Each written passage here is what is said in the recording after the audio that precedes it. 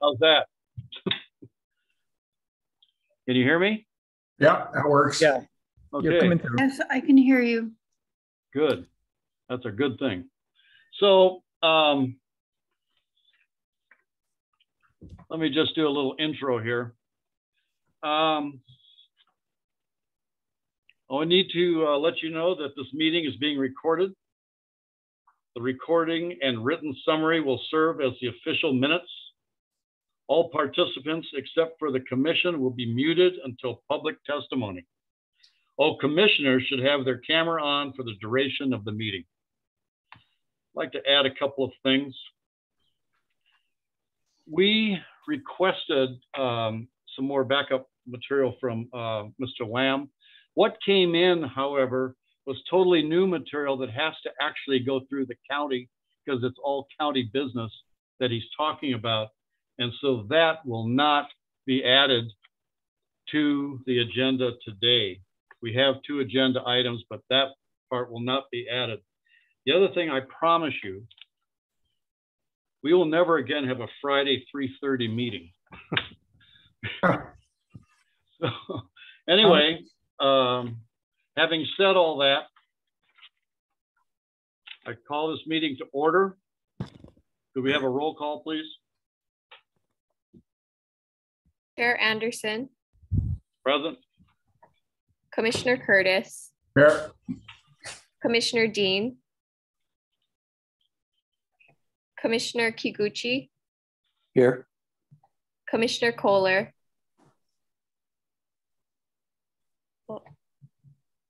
I saw you. hear you. I'm here. Thank you. Commissioner Kuwata. Here. Commissioner Mata. Present. Commissioner Seilstad. Oh, I think you're muted, Commissioner. Oh, yeah.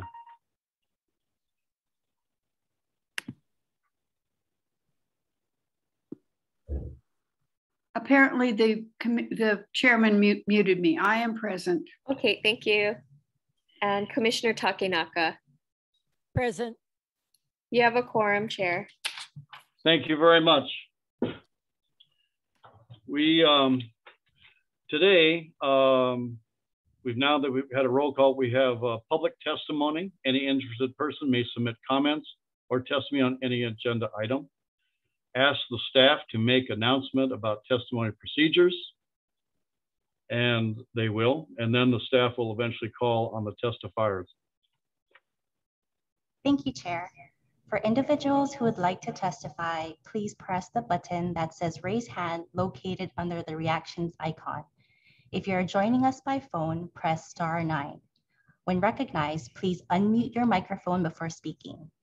For the record, please state your first and last name and the items you will be testifying on. For those testifiers joining us by phone, we will not have your name and will be identifying you by the last 4 digits of your phone number. Each testifier will have 3 minutes to testify. Once your time has expired, you will be asked to conclude your remarks. The first testifier is Brett Kulbis, followed by Adriel Lam.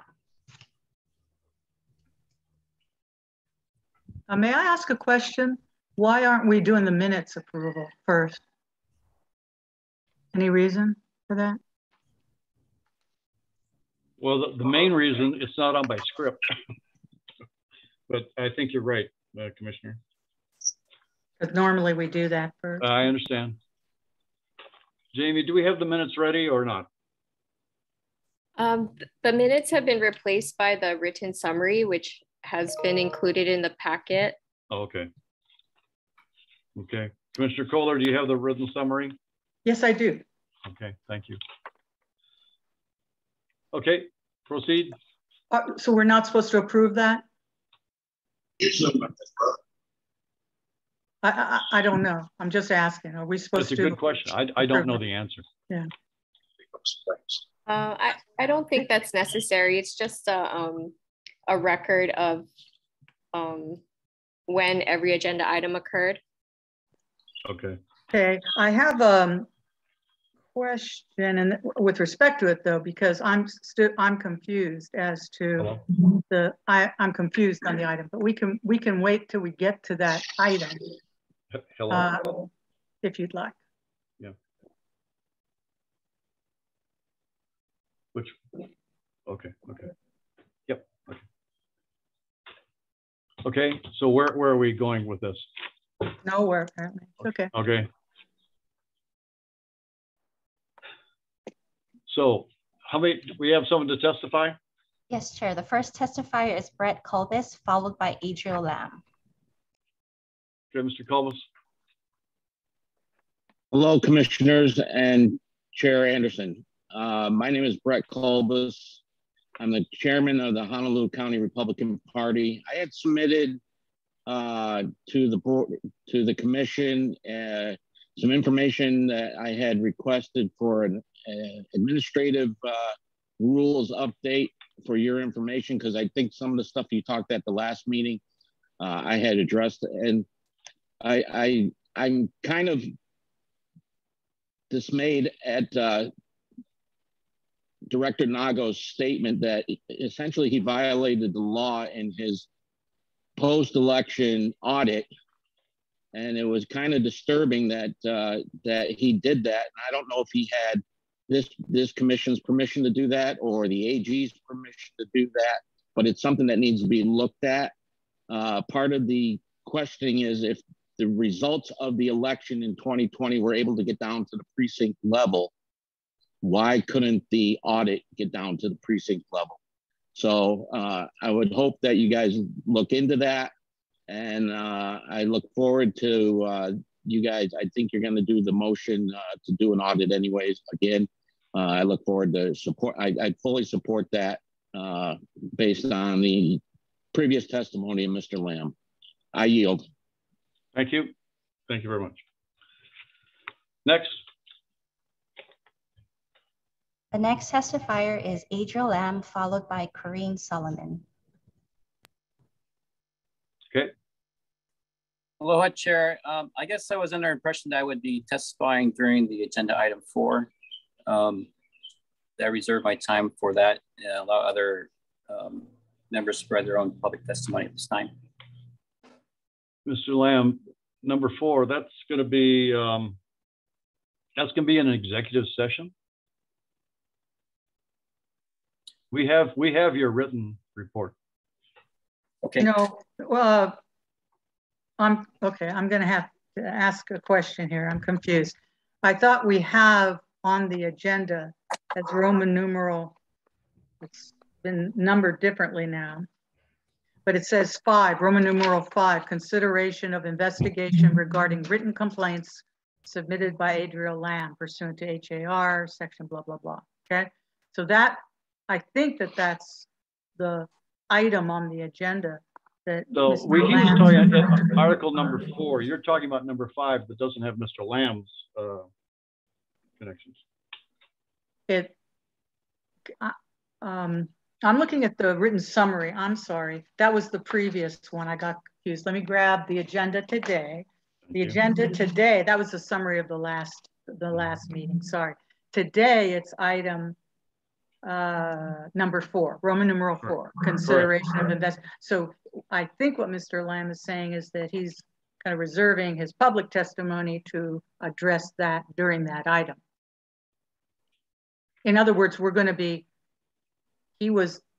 my understanding is he inquired on getting on the agenda to speak to this item and was told that he would be given the opportunity to address it when the item came up on the agenda. So that's what I believe, and he can correct me if I'm wrong, that's what I believe Mr. Lamb is referring to, that he was led to believe by his communications with our election commission office that he would have the opportunity to speak during our consideration of that item. Before we go into executive session. Is what is going to be considered when we are in executive session. So you would, all right, Mr. Lamb, speak for yourself as far as what your communications were back and forth with the Elections Commission office. Thank you, Chair and Commissioner. I did communicate with the Elections Office, Ms. Karaoka, about testifying, providing additional comments during the agenda item 4 of consideration of my complaints. And I was informed her that I would have oral testimony prepared for that time, as well as the written testimony that was sent in before that. So that was my understanding that I would be testifying it then and not during public testimony.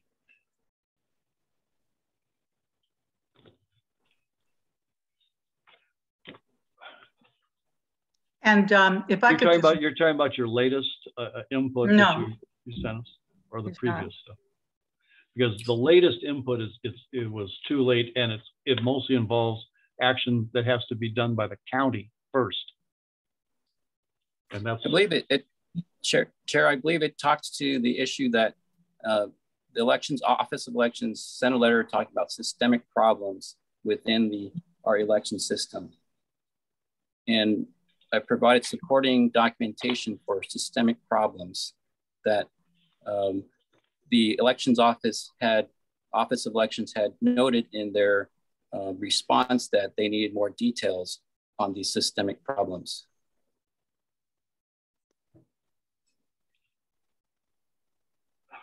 I would like to mention one other thing, okay? And that is, I'm surprised. I was not under the impression that the item Roman numeral 4 regarding consideration of investigation regarding written complaints submitted by Adriel Lamb, that was simply going to be us going right into executive session. That's correct. But that's what we have always were going to do. Okay. Along with the along with our item number 5. Okay. So in that regard, I would concur in the Sunshine Law testimony for today that was provided by Sandy Ma, Common Cause Hawaii. And it is not appropriate, and I've reviewed our rules that were given to me when I first became a member, our HAR rules as well regarding our meetings. And we're supposed to be abiding by Sunshine Law. So we don't just pull in to have our deliberation into executive session. There's specific reason that's stated on the agenda, which is an appropriate reason to go into executive session, to consult with our attorney regarding the commission's powers, duties, privileges, immunities, and liabilities. But that's a pretty narrow basis. It's not for us to discuss our thinking and deliberate on the substance of what has been provided in public testimony and the action that is being proposed. So I strongly understood that item was going to be discussed again because we weren't complete with it, and receive more testimony on it if there was any. And then we'd commence our deliberations in the sunshine, in the open. And if we had an issue that we needed to consult our attorney regarding powers, duties, privileges, immunities, and liabilities, then we could take a vote on going into executive session. So that's something that I'm surprised to hear you now say that this item is simply for us to go into executive session and not to have any deliberation or receipt of additional public testimony on the record before we ask our attorney for whatever advice we think we need. I want to state that on the record strongly. I'm a big proponent, as is Sandy Ma, as she stated, I think very well, and cited the case law as well in Hawaii regarding how we're supposed to conduct our business in the sunshine, okay, in the open. And that includes our deliberations. We will be going into executive session to discuss certain items. We will obviously do our deliberation in public. There's no question about that. But there won't be an opportunity for a testimony today from the public? Well, no, there will be, but if we have all of Mr. Lamb's, all the stuff that he had before, we've got. Yes, but he can. And we're not going to review the stuff that we got yesterday. Oh. Okay. I understand. Mainly because all the county issues involved that we don't know anything about. Okay. Well, I don't know when's the appropriate time to talk about this, but just following up to what Mr. Lamb was describing. On March 11, 2022, this is, and I'll get it more current than that. Scott Nago provided his status of operations report, March 11, 2022 to Election Commission. And in that, on the last page, he said, this had to do with statewide voter registration system. Okay, that's his responsibility, right? So statewide voter registration system. And he says on January 27, 2022, the Office of Elections met with representatives from the Hawaii Republican Party to discuss voter registration and the conduct of the election. An overview of the processes to register and conduct list maintenance, the roles of the county and state election offices, and reporting voter fraud was provided. Now here's the key. We further explained that absent any specifics, a review of voter fraud claims would be difficult to impossible to undertake.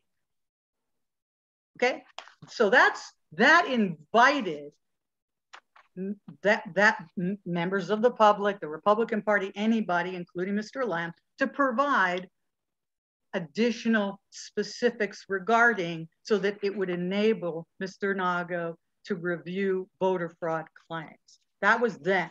There's more like that in the status of operations reports, as well as the March 16 report. In the March 16, 2022 communication that was signed by, it's 8 pages, it was signed by Scott Nago, as well as each of the 4 county clerks. And in that, on page 8, the last page, they write to us, without more details, we cannot conclude that the number of updates is unreasonable or a sign of any issues with the integrity of the statewide voter registration system. Again, voter registration system is the responsibility of the Office of Election. And so that was a reference to there being a need for more details. Again, an invitation for more details to be provided, which I believe would include the kind of information that not just Adriel Lamb might want to speak to orally today, but also what he submitted that you're saying we're not going to talk about because it all concerns the county responsibility. Yeah, well, that's what you're contending. The other thing is that here, I just want to make sure I'm complete for the record. Okay, in the status of operations report, March 29, 2022, from Mr. Nago, spent 5 pages of an 8-page report going through a history, which was very helpful, of the voter, the voter rolls and such. No, actually of the, well, it was about a lot of stuff. But anyway, but what he said was, oh, this is the wrong one. I'm sorry, I'm still on March 16. On March 16, it was that letter that was signed by Mr. Nago and the county clerks, March 16, went for 5 pages out of 8, talking about the history, which was very interesting, of Hawaii's voter registration roll. Okay, and of course we know that the voter registration rolls are maintained by the county clerks. So that's why the county clerks signed off on this letter. And went through this long history about it. And then it turned to, finally in the last 2 pages and a half, it turned to the specific issues relating to voter registration roll that Mr. Lamb had raised. And it begins with a section called discussion. And it's really at the bottom of the page. So really you're talking about less than 2 pages, which just very summarily dismiss and conclude in each of these sections, voter registration names, irregularities, the last transaction date, the new voter registration records with prior audit trails, the amount of voter registration record updates. Those were the categories, and each one was basically pushed off as saying, well, the issue is not indicative of a systemic problem with the voter registration system, nor indicative of voter fraud. And that Commissioner Kohler, okay, yes. I'm sorry, I meant to put you on the 3-minute clock too, but I'm not testifying. I'm asking I understand why you're shutting out the new information being provided that was requested by Mr. Nago and the county clerks. Right, and here's the thing. We've received quite a few pages of material of answers to those questions, and I believe, I could be wrong, but on April 1, we had this report was put out. Yes. That answered virtually everything that was brought out. So what was brought out and what is on today's agenda is the motion to investigate the election. All you've been talking about is part of the investigation that is included and documented in this investigation. The second and that is why keep referring to going into executive session. That's an action of the board, not of the chair. The board has to act to go into executive session if that's the case. I understand. So please stick to the agenda. The agenda item is the motion to investigate the election. And that we want to go into executive session to have that discussion, then come out of executive session and let the public know what we're doing. Why? I agree with Representative or Commissioner Kohler that that's sunshine stuff. It is. When we discuss the motion that's on the floor, it should be open to the public. Yeah, and I was, the reason I raised this too is I noticed that this has been the pattern in the past. And I was just so surprised and pleased when I saw, and I don't know why, psychic, I guess, but Sandy Ma addressed it for a whole page in her written testimony for today. And I was going to raise this because it's something that I've noticed is a habit of this commission since at least I've been on it. And I, used to be a deputy corporation counsel advising boards and commissions in the county of Maui about when it's appropriate and when it's not to go into executive session. And it's very narrow. You go in get an answer. There's a legal issue having to do with your liabilities or your duties, but to discuss the merits of the matter that's been raised, that's got to be done in open session so the public can hear it. Yes. And in anticipation of our deliberation in the open, the public should be allowed to provide oral testimony. And so I don't think these I never imagined that these agenda items were simply items to go into executive session and not have any more testimony received from testifiers about these two items that are on the agenda. Well, why don't we finish some public testimony, and then Mr. Lamb can come on at the end, and then we can go into executive session after that. Is that all right? Now, public testimony for the minutes that you allow, and then we'll act on the motion that's on the floor. That's fine. That's absolutely fine. Next testifier is Corinne Solomon, followed by Sandy Ma. Okay.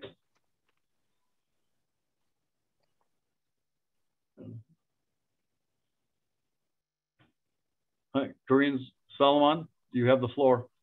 Aloha, members of the Elections Commission. My name is Corinne Solomon and I live in District 20.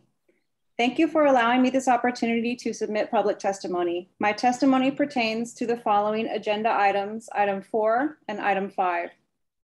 I have 3 areas of testimony. The first pertains to voter registration data. In Mr. Lamb's prior testimony of the Honolulu County voter record comparison between the April 2020 and September 2021 voter files, he raised the issue of what appears to be retroactive or backdated registrations and transactions.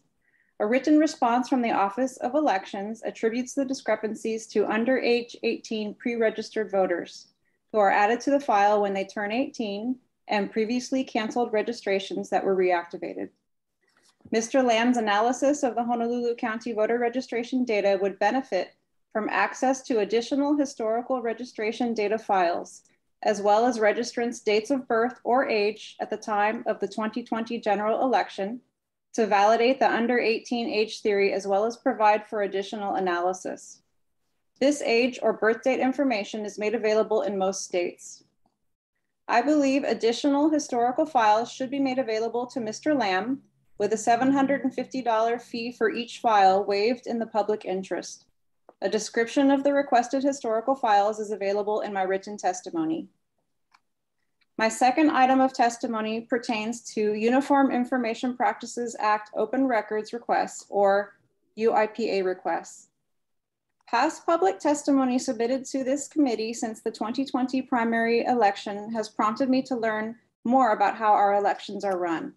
I have submitted several public records requests to the State Office of Elections, as well as the county clerks, trying to understand how our election systems work. I do appreciate everyone's expertise in this area, as well as your timely replies to my open records requests. However, I am concerned with what appears to be a lack of transparency regarding some of the information that I have requested. I would like to bring a few of my requests to your attention. On December 3rd, 2021, I submitted a public records request to the State Office of Elections for a digital copy of the ballot images for the 2020 general election. The response from the Office of Elections was, agency does not maintain the records. Ballot images are subject to state and federal records retention laws. As such, they are to be preserved for 22 months after the election. As ballot images do not contain any personally identifying information, they should exist as a public record and have been made available to the public in several other states through open records requests. I would like to know which agency maintains the ballot images so that I may request them. On February 22nd of this year, I submitted a UIPA request for a list of IP addresses that access the online voter registration. Well, that's a new little feature. That's really rude. Wow. I never would have imagined, Chair, that you have it in your discretion to allow. Excuse me, I have no control over that. Well, that's never happened before in all the year and a half I've been on. Who's next? Who is next? The next testifier is It's not, Sandy Ma, excuse me. I'm asking a question. I'll grab our rules here, okay? These are our administrative rules. I'm not making this up. It's in the discretion to allow the testimony to go beyond the 3 minutes. Okay, it's not a hard cutoff. It's within the discretion. I will find that section for you here in our HAR rules for the Election Commission. If you want me to find it, I will find it for you. I want to hear the next person. Yes, let's hear the next person while you're finding that, okay? Sure. Next I'll try to find more time. I'll try to find more time to finish that lady's testimony. Let's move on to the next one right now. Go ahead. The next testifier is Sandy Ma, followed by Sine Godfrey. Good afternoon, everyone. Sandy Ma for Common Cause Hawaii. I think my name has been invoked several times by Commissioner Kohler. I just want to say that I am not an agent of Speaker Psyche.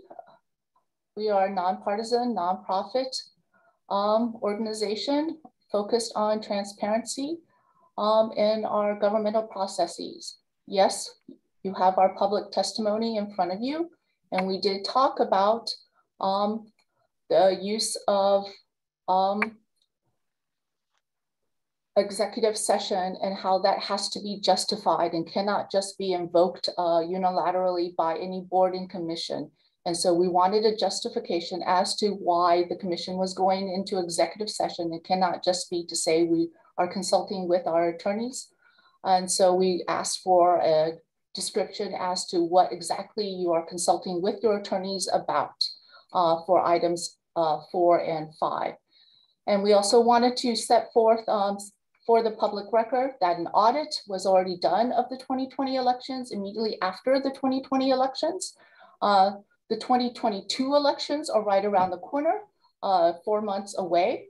And we wanted appropriate focus to be on the 2022 elections. That really is the gist of my testimony. We had submitted 2 pages. I will not take up any more of the commission's time. You have my written testimony before you. It is filled with citations and you could read it. I'm available to answer any questions. Thank you very much. Any questions of Ms. Ma? Thank you very much. Appreciate your time. We have the next testifier is Sine Godfrey, followed by Tony Garnice.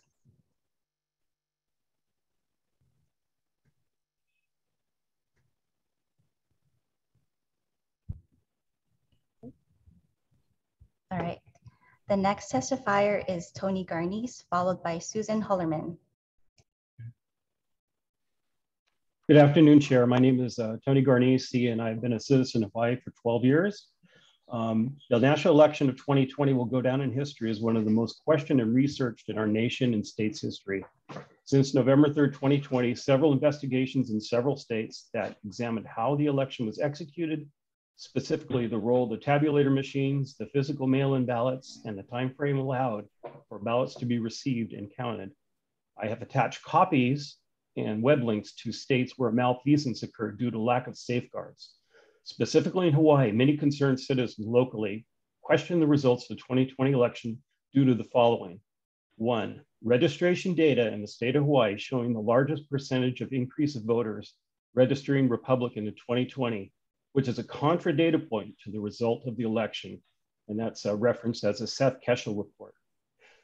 Unaudited physical ballots, unaudited tabulation machines, multiple databases were found recently in Mesa County, Colorado, and I've also attached the PDF of that report. Lack of ID verification process, lack of transparency proving that no third-party intrusion into the tabulation of the results of the November 2020 election occurred, occurrence of legal vote harvesting, which could result in malfeasance. Our goal is to verify that voting in Hawaii is safe, effective, and as a model for the United States. I do not believe that the mail-in ballot system currently used in Hawaii is safe and trustworthy due to the reasons listed above. If it is the will of the people to have a 100% mail-in ballot system, several safeguards must be implemented to protect the integrity of the vote. One ballot, and some of the safeguards I recommend: one ballot protected with serial numbers issued to each verified citizen voter with state issued ID. In-person voting preferred with ID verification at point of drop of ballot. No machine tabulation hand count. Voting day deemed a holiday, smaller precinct level tabulation, ballots secured with chain of custody. Polls open at 6 a.m., close at 8 p.m. Manual tabulation with results sent via chain of custody courier by 11 p.m. to voting tabulation headquarters by midnight. Ban private donations, including personnel to local elections efforts. That would be in reference to the Center for Tech and Civic Life. That would need to be banned. Voting day is a paid holiday. And again, I've sent information to that, and I have a few questions. I'm not sure if they can be answered today, but we're paid assistants allowed to access the Hawaii election tabulation and assist with the count. Does HART pay technical assistance to assist with the vote count? How secure are the Hawaii HART tabulators? Was there an API, application programming interface, that allows direct access into the tabulation system by personnel other than Hawaii-based technicians? Also, found in the game report.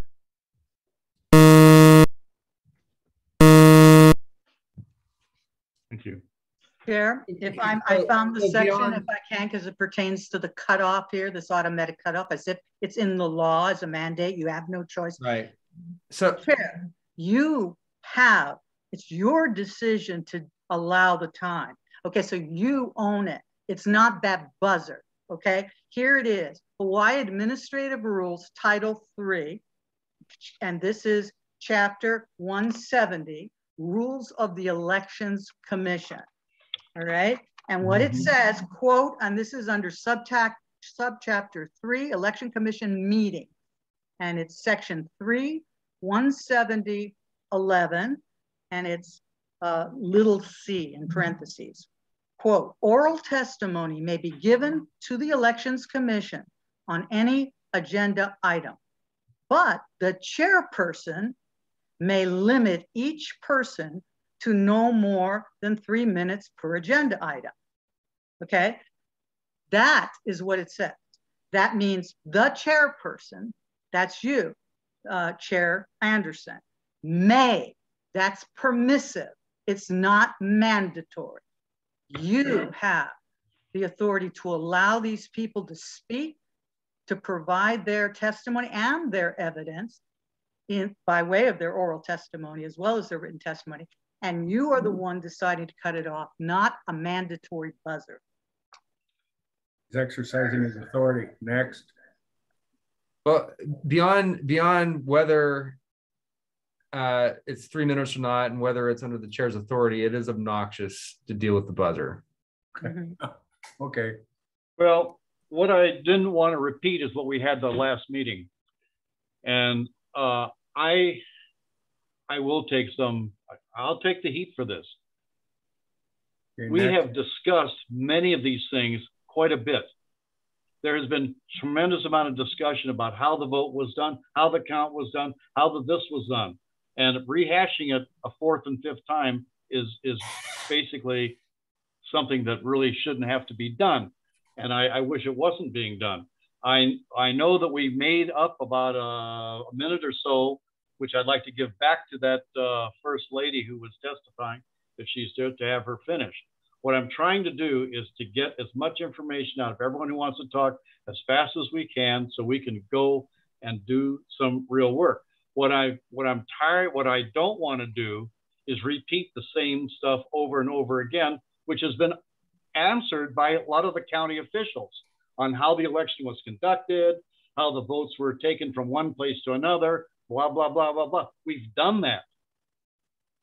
So who's the next speaker? It's been done. And if you have something else or new, but a lot of the things that you folks are talking about are things that are at a county and not even us. So that's why I was trying to get us to move on. I do hope that that woman is still here so she can finish up her testimony. Thank you. And thank you, Commissioner Kohler, for your research. Appreciate it. You're welcome. Who's next? Is there someone next? The next testifier is Susan Hullerman, followed by Bart Dane. Okay.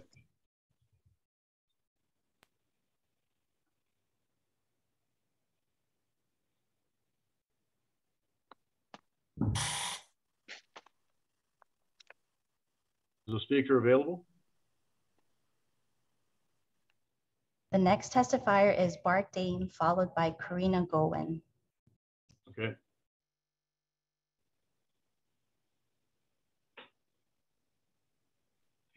Bart, you're muted. Okay, can you hear me now? There you go. Okay. Yeah. Good to be able to come back and talk to you. I haven't talked to this commission for quite a while. I'd like to comment just a little bit on the buzzer and the 3-minute thing and executive session, because I've just spent several months with the testifying in front of the Reapportionment Commission, and it's consistent. The buzzer was objected to by a lot of us who testified because we thought it was very rude. It was like a Bronx raspberry or whatever the term is. It was almost like a game show, and there was going to be a trap door open up and we were going to fall into a vat of water, and it wasn't respectful. And so if you can at least tone it down or make it sweeter, that would be nice. The second thing is about the Sunshine Law. I find myself in broad agreement with Lillian Kohler on this. At the Reapportionment Commission meetings, they would take testimony, and unlike you, they would not engage those of us who testified, regardless of how important our information was. And so they didn't consider it, and we'd have to wait until the next meeting, which in one case was almost 2 months wait before we could tell them that the information they had was actually incorrect. So I appreciate having a more conversational style and allowing there to be a little more flexibility in the testimony, but I do understand the need for an orderly meeting. For those of you who don't know, I was an official observer for the Democrats for 6 years in the counting center. I also was one of the principals of the group Safe Vote Hawaii, which about, 15 years ago, pushed to have the voter verifiable paper audit trail. So I'm somewhat conversant with some of the issues around verifiability and security, but I'm not an expert. We had geeks that were much better qualified than me who were helping us on that. It seems to me that hopefully we all agree that elections are important because that's a way of settling disagreements between ourselves without resorting to the force of arms. And we have to make sure that the election results are credible to the public at large and for those who are participating. And those of us who are observers or who are commissioners, particularly those of us who are assigned to represent a political party, and also the people of Hawaii more broadly, I think have an obligation to raise our doubts and our questions. But related to that is we have to make sure that we can sort out what has a credible basis for concern, meaning we have to do some sort of research. It doesn't mean we should be inhibited because we're worried about being accused of spreading a conspiracy theory, but still yet we have to be responsible to do our own research and to actually look for expertise and to listen. And when the answers come back, we don't like it, that doesn't mean that we have subjective basis to say we don't agree. Eventually, I think we have to make a good faith effort to both raise our concerns, but also to accept the results of the elections when we no longer have a reasonable basis for not accepting the results. So I appreciate the work you're doing. You're in a tough spot, and off the buzzer. Thank you. Thank you very much. Thank you. Buzzer. Yeah, that buzzer is kind of annoying. I wish we had something prettier, like a ukulele playing or something. I apologize for that. I didn't know that thing had a bong noise, and I'm not even in control of it. So there you go. Who's next? Next testifier is Karina Goen, followed by Delene McCormick. Okay. Hello, everyone. My name is Karina Gowen, and I am so nervous. So, this is the first time that I've been involved with anything like this, and it was to my attention on one of my sites that when I registered that, and it's only because we've been, I'm a mother of 8 children, and there are ballots that was sent to my address. Kids, my children, I have 4 of them in the mail-in. 1 of them is not registered at all. The other 3, they've been in the mail-in. And they're all voted for Hawaii. Registered for Hawaii. I have a Navy. He's been, in the mail-in most of the part, like what military service do. And the 2 that never voted, I had, out of my 8 children, only three of them voted, officially voted. And what's confusing is that she said that let 2020, go and let's focus on 2022. Now you can just imagine if there was so much people that had ballots and they didn't know what to do, because I didn't know what to do. All I know is that, why am I getting this? And then I also had 2 boys in and out of jail and treatment. So given all these ballots of my children, and I was not receiving it too. It was my older son that, we bought them up in that house where my older son lives for 12 years. And my son, meals, he receives everybody's mail, my husband's mail, and my kids' mail. So putting all the ballots together, we're just checking, I was just wondering. And upon meeting up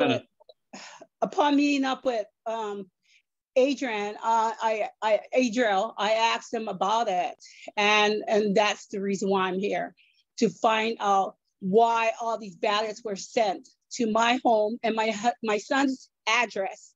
So, you guys can't not block what the information that families are receiving. That is so unfair. It's unfair to us, how the election went. And my children don't even know that they, they knew when I told them, hey, you guys got ballot. And then to my awareness, I didn't know that, they were supposed to be been registered, and none of them registered, especially the 2 that was in and out of jail and treatment. So, you talk about election going bad or people just running the system. That is my reason to testify.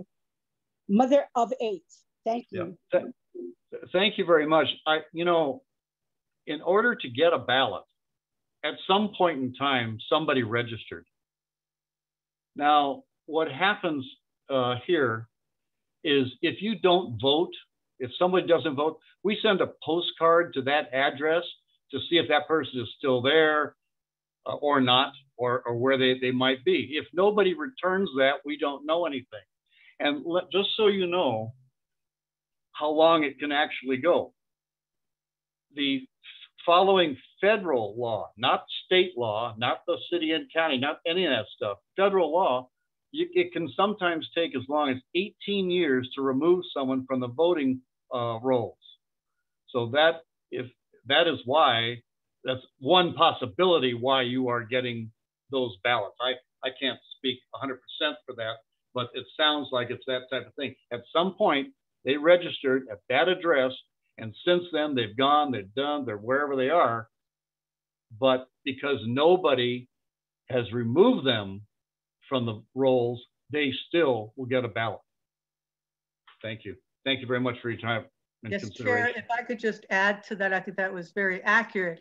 But I do want to add that some of the details that Adriel Lamb has provided and was going to provide more of is with his oral testimony and submissions of slides, is that it's not just that these ballots, live ballots are going to these homes where people no longer live, but that they got voted. That's even a bigger problem, okay? Yeah, I don't disagree with you, Commissioner, and that should be really picked up, you'd think, in the handwriting analysis and all that type of thing. We've heard some. But I don't, you know, neither you nor I actually have all the facts in this particular incident, but those are all possibilities. Thank you. Next. The next testifier is Delene McCormick, followed by Jen. Okay. This is Delene. Can you hear me? Yes. Okay. I'm in my car driving home from work. I don't have anything officially prepared, but I thought I would take an opportunity to listen to this meeting and let you know about something I just recently watched. I am also the interim chair of the West Hawaii GOP, but more importantly, I'm a concerned citizen about many things happening in voting in our entire country. And I'd just like to point out that there is a person out there called Seth Keshel. And I recently heard his name from someone else who testified today. And he did a presentation in Oahu, and it's out there on YouTube, or I'm sure we can get it to all of the commissioners. It's an hour. I would love for all of the commissioners to watch that. It doesn't have specifics, but this guy is a numbers guy. He has a fairly good reputation. And I think just simply watching this will give you an idea of why we, the people, feel that there's something going on here that warrants further investigation. And I think that's all that we're asking in this agenda item, is that something is going on, and we may not have a way to put our finger exactly on what it is, but it's worth looking into further. I will also point out that Seth is going to be in Kauai in early June. He has availability like June 4th or 5th. And if we could get him in front of the commission, if you guys would be interested in sitting down and talking to him about his data and learning more, that would be something I would encourage someone to coordinate. So I just encourage you all to vote to do this further investigation, and I thank you for your time. Thank you. Thank you for your comments. Next. The next testifier is Jen, followed by Laura Nakaneluwa. Hi, my name is Jennifer Kawan. I'm from District 37, Precinct 1. And I just wanted to go over a couple of things. I believe that each person should have one person, one vote. The voter rolls are an inefficient way to handle mail-out ballots. If our vote is worth $25,000 per voter in Hawaii, I would expect that the votes will be handled the way a $25,000 check would be handled. So I think that we need to investigate that. That's why I'm supporting the investigation, because it seems like our votes are worth a trash. We throw it in trash cans at the collection sites in the middle of the park where all the homeless guys are. It's unacceptable. Another point I wanted to bring up was ballot images. We should have access to ballot images, because how are we going to point out fraud if we're not even able to get copies of the ballot images? So I think that upon request, the public should be able to see the ballot images. Another point is the envelope signatures. My dad is incapacitated. He doesn't remember our names. He got into an accident, and it still shows he voted in 2020. I'm not able to see the envelope signature, so I can't verify if that was him that voted or not. Nobody in our household helped him to vote, so I don't know how he voted. Another point is that the audit was a 3-page audit I reviewed the audit, and it's not up to par. It's not precinct specific. And I believe an audit should be according to each precinct for it to be accurate. It looks like a third grade work level paper, 3 pages of, I don't know, no detail. Another point I wanted to make was the access to our computer operations. I believe that if there's contractors and third-party resources running our technical aspects of our election, that I want to make sure that these people are sworn to uphold the Constitution, the Hawaii Constitution, because if they are not, they do not have any responsibility for a proper election. That's all. Thank you for your comments. Next. Next testifier is Laura Nakaneluwa. Okay, Laura. Just quickly before I begin my testimony, can I ask, will there be an opportunity to, before I begin my testimony, Jamie, if you could stop the clock, I just want to ask if there will be an opportunity to ask questions. Ask a question of who? Of the commission or of a commissioner separate from my testimony. Okay. Now, I'm just wondering when that time will be so that I know when I can ask those questions. As soon as we finish with all testimony. Okay, great. All right, thank you. Could you restart the clock, please?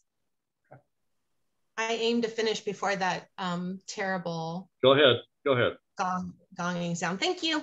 Okay, so I understand that the ballots will be, or I'm sorry, to be specific, may be purged after 22 months. And my question is, or I guess my formal request is, may I make a request of the commission to compel the parties involved to retain those records beyond the 22 months? I think as Commissioner Kohler said earlier, the language is may be purged or deleted, not must be purged or deleted.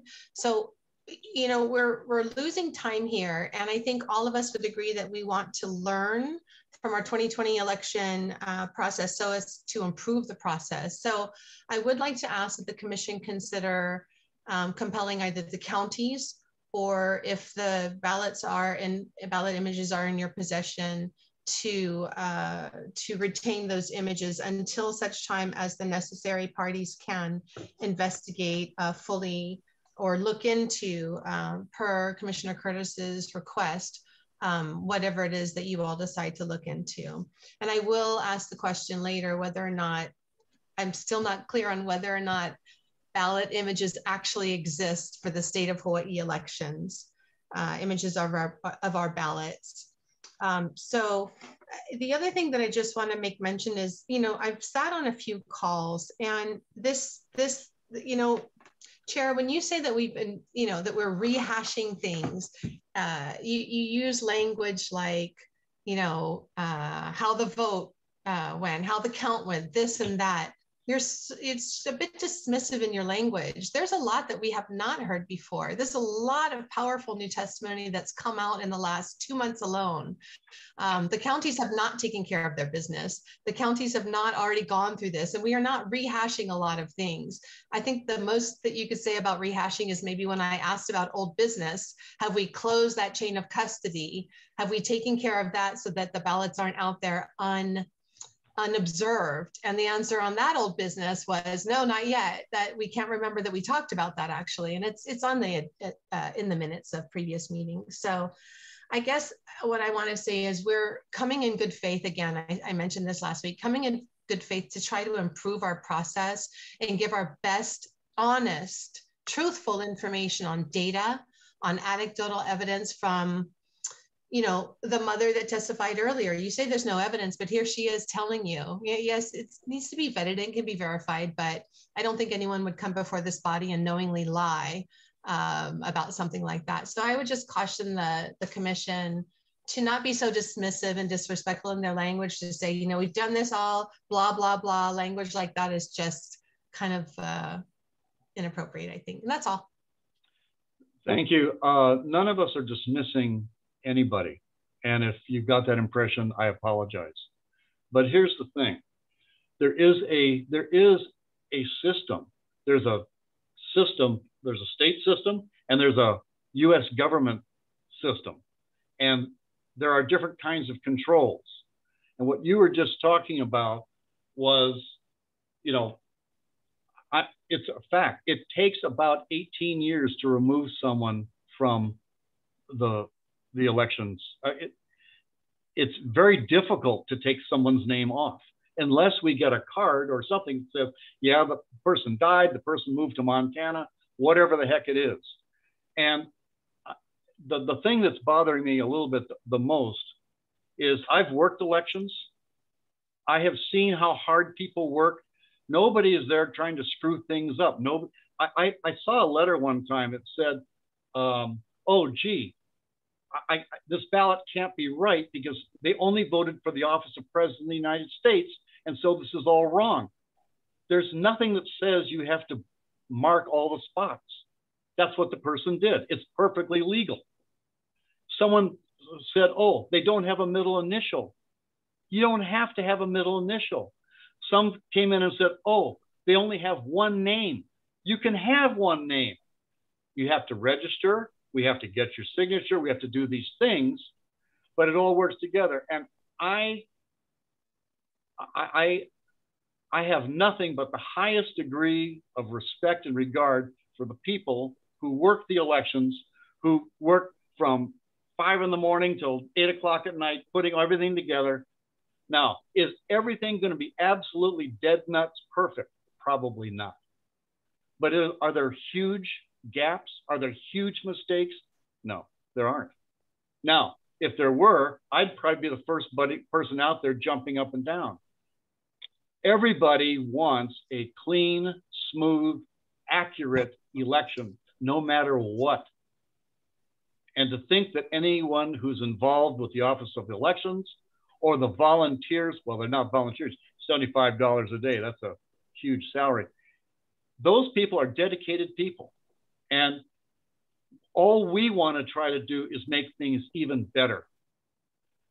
There's no question that we showed at the primary that our new system was working absolutely great.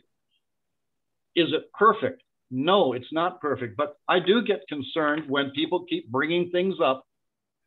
And I have nothing but great respect. Mr. Lamb has done a tremendous amount of research. And it's actually good that he did that research. But in here, in this report, which was signed off by Mr. Nago and all the heads of the county clerks, they answer the questions. And so when I get irritated, one more second, please. When I get irritated when I know people have done this stuff, they've said what they've done, and people just don't want to believe them.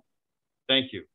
Commissioner Kohler, you have the floor. Chair, I just want to say, you were speaking for yourself just now in that colloquy, not on my behalf. I don't share the opinion that the testimony and the details, those pesky details, are of no consequence. They will help us have a more integrous election the next time if we hear it out and we actually do something about it, instead of just saying, well, everybody intended well to do well and nobody is trying to do bad things, okay? I'm not saying that was the case. What I'm saying is the questions that Mr. Lamb put forth, which had to go back to the various counties, answer the questions.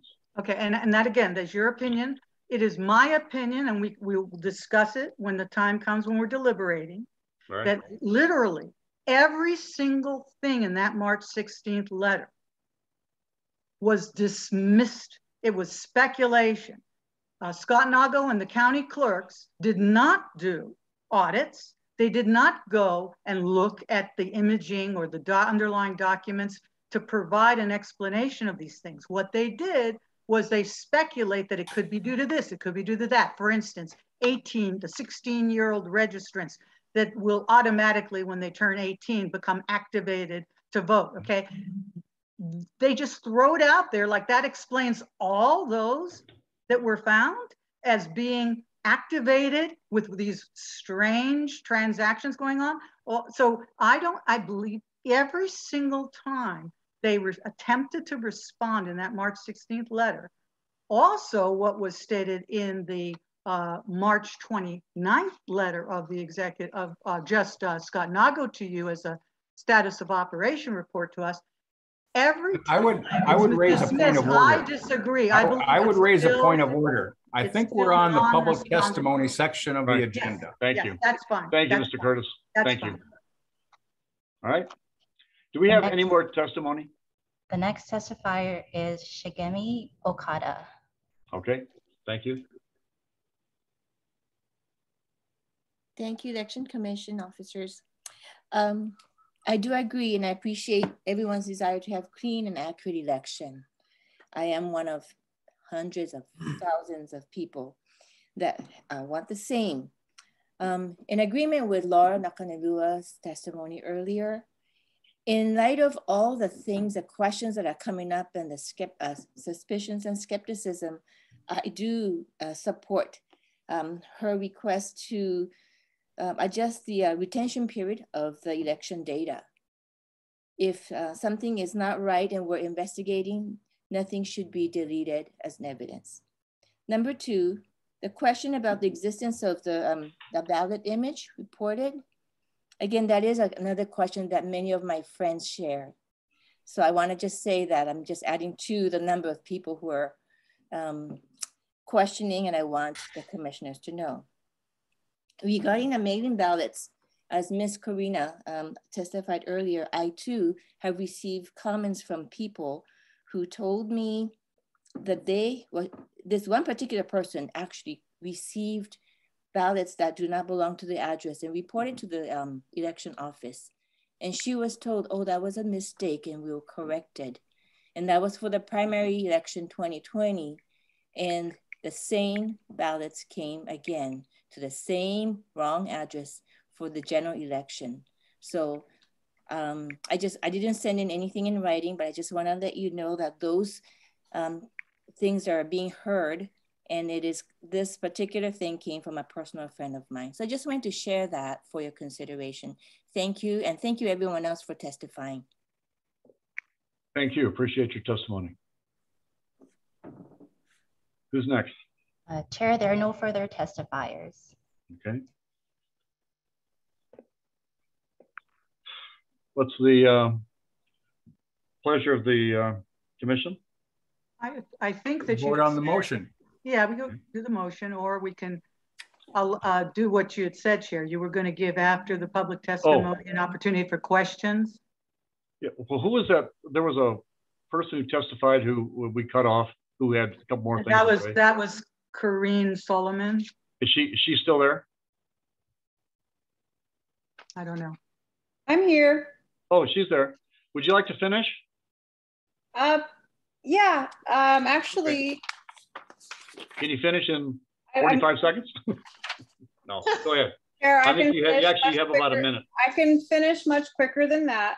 Okay. My third item of testimony pertained to the status of the DOD 2020 Elections Assessment After Action Report and when it will be released to the public. And this was addressed in Scott Nago's written status of operations, and I wanted to thank him for the follow-up. And then lastly, I appreciate you taking the time to listen to my testimony. Our right to vote is sacred, and we must have faith that the voting system is free, fair, and transparent. I yield. Thank you very much. Thank you very much. Appreciate it. Okay. Is there anyone else who would like to make, any commissioners, any open comments, or do you want to wait until we go into executive session? It's your choice. I want us to deliberate on the record with the items that are before us. We will deliberate on the record. You mean just announce what the decision was that was made in executive session? No, we'll take the vote. Okay. In public. Well, absolutely. That's good. But how about the back and forth, the deliberation?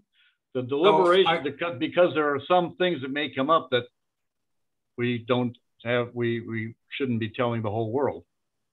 No. But I'll do whatever you want. If, Commissioner Kohler, if that's how you want it, we'll do it that way. I'm just saying, I don't think I'm the only one. That's fine. Who knows here what the sunshine law. We don't have to go into executive session. It's normal to go into executive session. Yes. But if you're just ready to take a vote right now, want us to discuss the matter. Pardon me? I want us to deliberate, to discuss among ourselves in the open the merits of the motion and the other investigation item.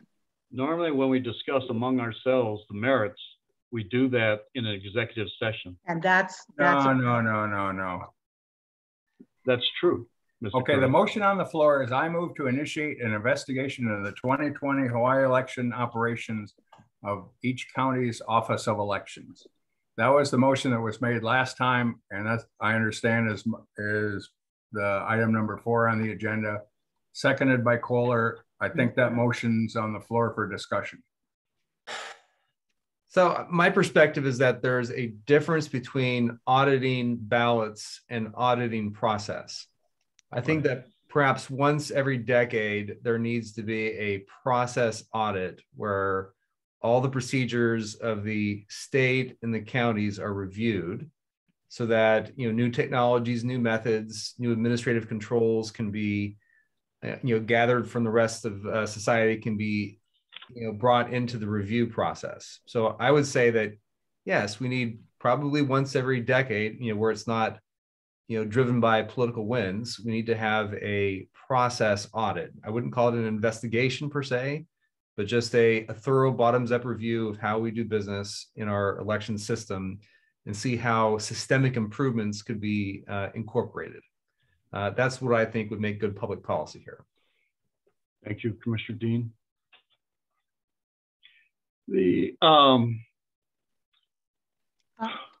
I have a question for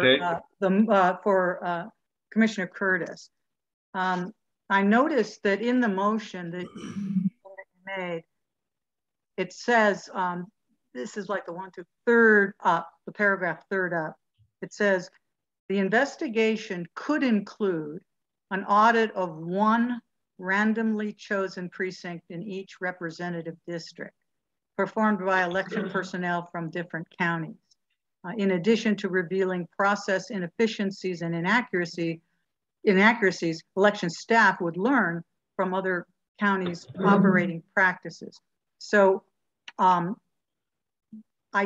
what I'm confused about, and it had something to do with the feedback we were getting from CEO Nago at the last meeting, is that he was saying it was really impossible to do this task that you're asking for, because it would involve, so thousands and thousands, and literally hundreds of thousands of ballots and all this. And so and yet here you talk about a process of randomly choosing one precinct in each representative district. And so I'm wondering, what is the extent of the type of investigation that you're proposing? I just sent a Word file to Jamie, and this is regarding the motion to initiate investigation. Mr. Adriel Lamb's information has led to 2 reports by election officials. March 29th, status of operations by Scott Nago, and the March 16th county clerk election official subject Hawaii's voter rolls. These documents were generated by concerns expressed in our prior election commission meetings and should be the initial documentation received in our investigation. Additionally, I would request copies of the Hawaii Office of Elections Standard Operating Procedures Training Manual used for training county election staff, officers, and observers. Traditionally, state election staff have traveled to train each county's election staff. I'd ask for the training syllabi for the 2018, 2020, and most importantly, the 2022 elections. These manuals define the roles of election officials at each step of the balloting process and the required documentation to assure election integrity. I've been trained as delivering collection team officer through several election cycles. The other information I asked for are the metrics the various elections offices track specific to ballots in their various stages, like how many were mailed, how many were picked up each day at the collection boxes. And I have a question, did we lose the precinct specific data? Because I think they lump everything into districts rather than precincts. And the intent of this investigation is to convince the Elections Commission and thus the public of the integrity of Hawaii elections. That's my purpose here. Thank you. That does definitely give me the clarity about the scope and the types of things you wanted the investigation to be concerning. As far as your comment about that we've lost the precinct data, I'm just going off of the report from Scott Nago, the status of operation report, the latest one, which I think is March 29. And he talks about at great length about what the process was, what the preparation was, what the process was, and how in the end, he had to make a decision not to comply with the Hawaii revised statute regarding the precinct so that was the question. Audit certification. But in his discussion, he does indicate that the precinct data is there. It's just commingled in these like big trash can containers where it's kind of a mess. Yeah, it's in there. It's in there. All the data is in there. It's just they didn't make a report on what's contained inside each container. I think the county, the biggest problem was Honolulu, City County, Honolulu. The volume was the biggest there. And so they kind of like just started throwing things into containers. And so it jumbled it up. But there could be a physical taking out, unsealing of those with observers and pulling out the precincts and actually conducting that required precinct audit. Even now, the data exists, the documents exist. It's just hard to get to because they're all combobulated in without any kind of like inventory report on each of these containers. Yeah, I don't question the accuracy of the count. I'm concerned about the process and the integrity of the elections, from the ballots going out to the ballots coming in to the ballots. Because each step in my experience has been 2 people involved in each step. Are 2 people required to empty each ballot container box? Mr. Curtis, I absolutely appreciate what you're saying, and also Commissioner Kohler, which is why I would like to have a motion to go into executive session, and I'd like us to invite Mr. Nago to come in with us. No, actually, that's one thing. Thank you for raising Mr. Nago, because I have questions for Mr. Nago that I would like to ask him in the open record. It's about what he's submitted, questions on what he's submitted. And if not, again, it's about the content of his answers and what he means by what he's saying and what he's not saying. Because he has written 2 opuses, okay? March 16 and March 29th. And we can just say, because there's a bunch of pages there, that it responds to all these concerns that were raised. Or we can actually go, well, it attempts to respond. Yes, it is an attempt to respond.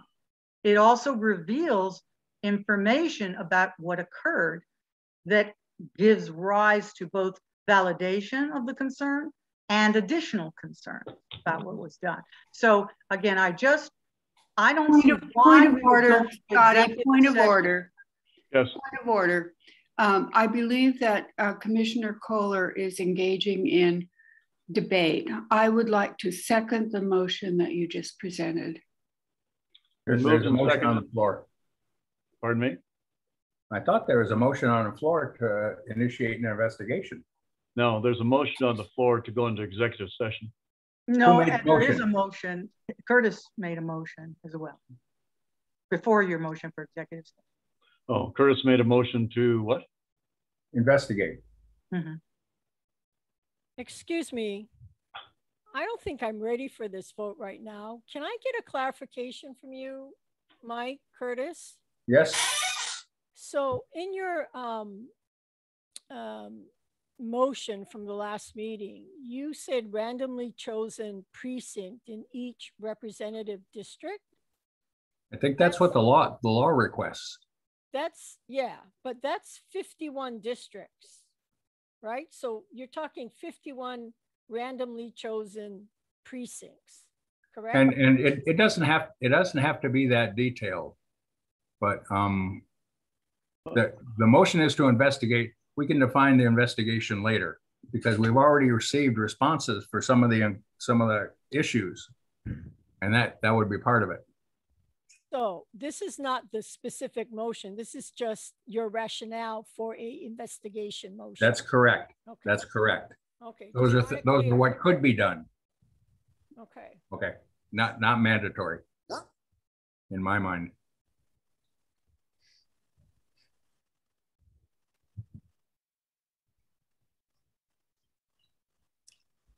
Do you hear a call for the question? Do you not want to go into call for the question? I don't. I don't. Pardon me? I don't. Do not. I voted. Okay, so it's been moved and seconded to call for the question. Mr. Chairman, for the sake of clarity, can the motion be restated? I hope so. Mr. Curtis, could you restate your motion, please? All right. You got it. You have it in writing from the March 18th. The Election Commission has a duty to initiate investigations prompted by Mr. Lamb's information. I move to initiate an investigation into the 2020 Hawaii election operations of each county's Office of Elections. Mr. Chairman, I have a question. Go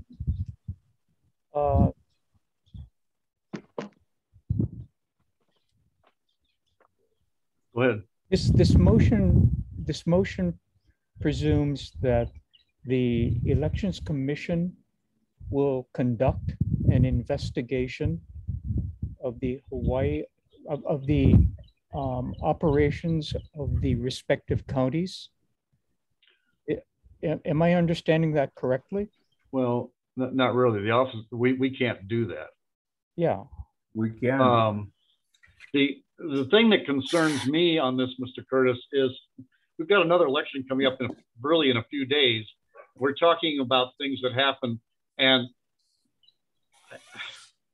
I don't know how much time and money and whatever this costs, but I do know that there's a lot of eyes on our election, and there's just not a lot of there.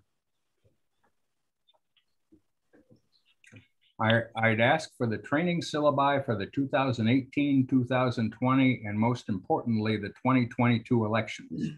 These manuals define the roles of election officials at each step of the balloting process and the required documentation to assure election integrity.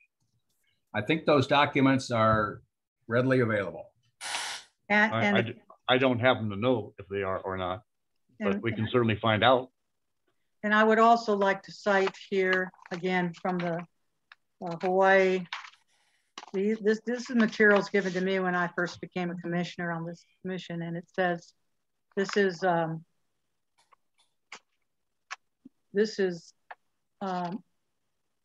Hawaii Revised Statutes. It's 11-8.5. And it says, the Elections Commission shall develop and implement an elections review program to, 1, review the operation and performance of elections. Okay.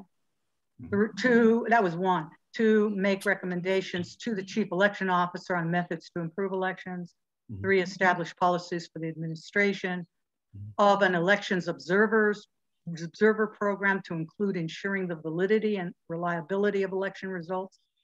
4, conduct a biennial evaluation of the operation of elections. The next is submit findings to the legislature, et cetera, et cetera. But my point is this idea that we do not have a duty or a role even, or the power to do these things is just not correct. We do. We have taken it upon ourselves to greatly narrow our focus to just the Office of Election Responsibilities itself and not to the broader operation and performance of elections and to ensure the validity and reliability of election results. And our powers include that, our stated powers in the statute. Okay, so I do think we do have the power to do what Commissioner Curtis is requesting, even though it involves Commissioner Kohler and Commissioner Curtis. Commissioner Curtis, you've now expanded your what you're talking about. What you're talking about is really item 5, consideration of investigation into 2020 Hawaii election operations at each county's Office of Elections, as opposed to item number 4, which is consideration of investigation regarding written complaints. It's always been item number 4. Number 5 was added to this agenda. You've mushed in 5 with it. And the motion that was made at the last election that was carried, last meeting that was carried forward to this one is the one that I've been discussing.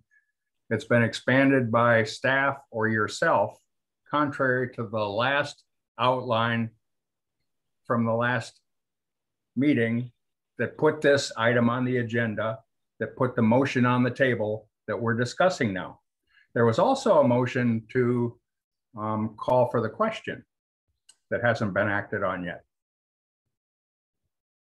Yeah, just for the sake of clarity, I guess what I'm concerned about is what exactly are we going to be voting on? Right. What motion, what is the exact wording of the motion?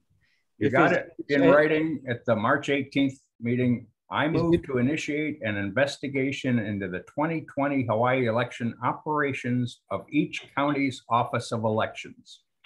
That was documented on a March 18th meeting. And then Jamie, have you been able to send that most recent Word file out? Yes, I did. Thank you. There's another Word file that is. There's a motion on the floor. Is there a second? Second. There's a second. Commissioner Siles did second. Okay. So what motion are you talking about? The one to call for the one that you just made. Okay. Okay. Which is actually number 5 on our program here. No, it's no. 4. It says consider of investigation in the 2020 Hawaii election. Well, it's Curtis's. Let me just see the agenda. Just 1 second here. The agenda is. I'm reading the agenda. I'm reading from the agenda. It is. Yes, it is. Well, it's Roman numeral 5. Yes. Correct. Roman numeral 5. Thank you. Wait a second, Commissioner. I'm right? Oh my God. Yes. I give due where due is due. I would request a legal review of this motion from council to understand what the limits are of a investigation into the counties. I am somewhat troubled that there's a number of independent agents and offices that have a role in the election. I appreciate the federalism, decentralized nature of it at the same time, but I do want to understand what the scope of our legal authority is as a commission. Good point. Chair, it's Commissioner Takenaka. Mike, I think the wording is just too broad. I'm really uncomfortable with an investigation into the 2020 operations. So, yeah, I agree with Commissioner Dean. I, at this point, would prefer to go into exec session and talk about this a little more, because the way it's worded, to me, it's just way too broad. Anyone want to remove their second or their? I agree that it's cloudy. We can entertain a motion to go into executive session to consider this with our attorneys. Okay. There's a second to that? This is Miss Commissioner Silestead. I will remove my second from the previous motion. Okay. Is there a second to the new motion? Second. Commissioner Silestead. Moved and seconded to go into executive session with advice and counsel. You got to vote on this. Yeah, I understand that. All those in favor? Aye. Aye. Aye. Opposed? Close. Okay, carries. Let's go into executive session.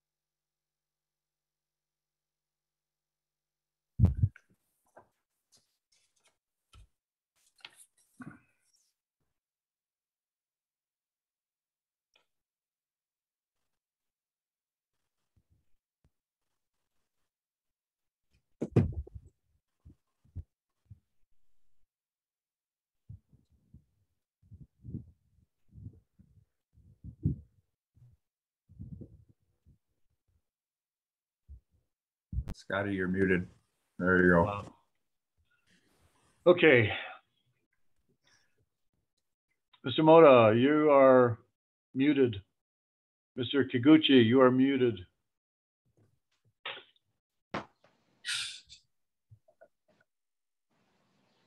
Okay. Is everybody here? Yes. Yes. All right. Mr. Curtis. Yeah. Would you like to restate your motion? No. No? Okay. So item 4 is the Adriel Lamb thing, and Article 5 is my Yes. motion. Yes. Okay. We wanted to move to Article 5. We can go back to Article 4. Okay. Okay. But you're not going to restate your motion. No, it's consider an investigation of the, let me see, what was my motion? I move to initiate an investigation in the 2020 Hawaii election operations of each county's Office of Elections. I thought you were going to be a little more specific that what we're talking about is the 2018, 2020, and 2022 instructions, et cetera, from the Office of Elections on the caretaking of the boxes, et cetera. You got my second letter for April 1st saying Mr. Abraham's information has led to 2 reports by elections officials, the May 29th and March 16th, March 29th. These documents were generated by concerns expressed in prior commission meetings and should be the initial documentation received in our investigation. Additionally, I would request copies of the Hawaii Office of Elections Standard Operating Procedures Training Manual used for training county election staff, officers, and observers. Traditionally, state election staff have traveled to train each county's election staff. I'd ask for the training syllabi for 2018, 2020, and most importantly, the 2022 elections. Okay. These manuals define the roles of elections officials. That's my motion. Okay. Everybody understand that? No. Okay. No. Who said no? Who wants to ask? So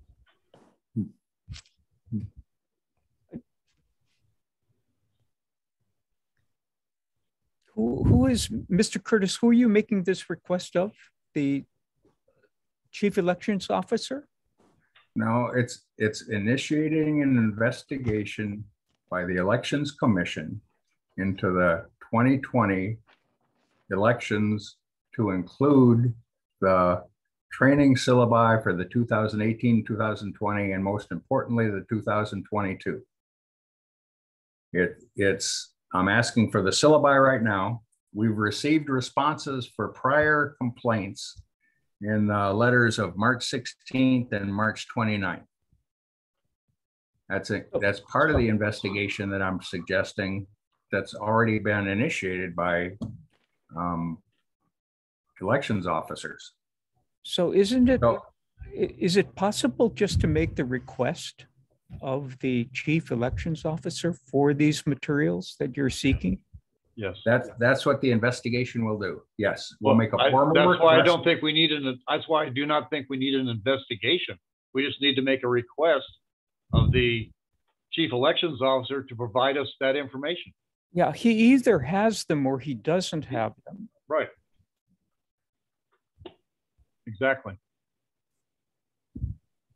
If he doesn't have it, that's one thing. If he has it, that's something else. And Can then we just ask him? And then the question becomes, were the standard operating procedures followed during the elections? And if not, where not? And if we can improve it for 2022, that's the purpose of this exercise. I don't have any objection to the second part, but the first part would be to make the request in my view, the first thing to do would be to make the request of the Chief Elections Officer of the materials you're seeking.